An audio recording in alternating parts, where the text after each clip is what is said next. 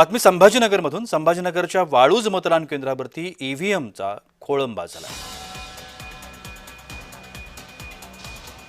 मतदान केल्यानंतर मशीनमधून आवाज न आल्यानं हा खोळंबा होतोय. मशीन बदलण्याचं काम सुरू करण्यात आलं.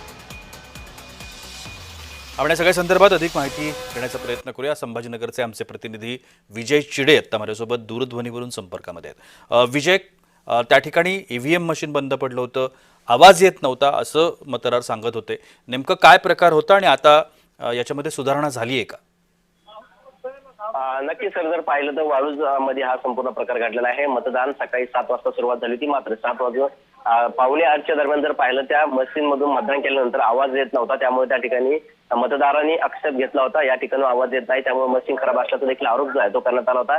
त्यानंतर निवडणूक अधिकाऱ्यांनी त्या ठिकाणची असणारी ईव्हीएम मशीन जी आहे ती देखील बदलली आहे. त्याचबरोबर पिसादेवी येथील देखील बूथ क्रमांक 15 मधील ईव्हीएम मशीन जी आहे तिच्यामध्ये देखील खराब झाल्याचं पाहायला मिळतं, बिघाड झाला होता, मतदान होत नव्हतं. त्यामुळे त्या ठिकाणची ही मशीन जी आहे ती आता प्रशासनाच्या वतीने बदलण्यात आलेली आहे.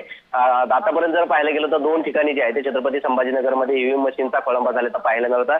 विजय, या सगळ्या संदर्भामध्ये हे सगळे अधिकारी काय सांगतात? कारण अशा पद्धतीनं मतदान महत्त्वाचा दिवस आहे आजचा आणि ह्या ज्या मशीन्स आहेत ह्या वापरलेल्या असतात, त्या दुरुस्त केलेल्या असतात म्हणूया, किंवा त्याच्यावरची जी योग्य प्रक्रिया आहे ती केलेली असते, तरी सुद्धा मतदान केंद्रावरती आल्यानंतर अशा पद्धतीचे बिघाड होणं हे योग्य नाहीये.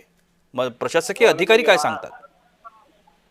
नक्की सर, जर पाहिलं तर या मशीनी ज्या आहेत त्या सुरुवातीला जे टेस्ट घेतली जात असते, त्याचबरोबर मतदानाच्या काही कालावधी आधी जे आहे ते देखील या ठिकाणी त्याची तपासणी जी आहे ती केली जात असते. त्यावेळी मशीनी बघितल्या तर वाजत होत्या, मात्र त्यानंतर या मशीनीमध्ये जो आहे तो बिघाड झाल्याचं सांगितलं गेलेलं आहे आणि त्यामुळे या मशीनीचा बदल केलेला आहे. आता तांत्रिकी बदल जो असतो, टेक्निकल अडचणी असतात, असं अधिकाऱ्यांकडून उत्तर जे आहे ते देण्यात आल्याचे पाहायला मिळाले होते.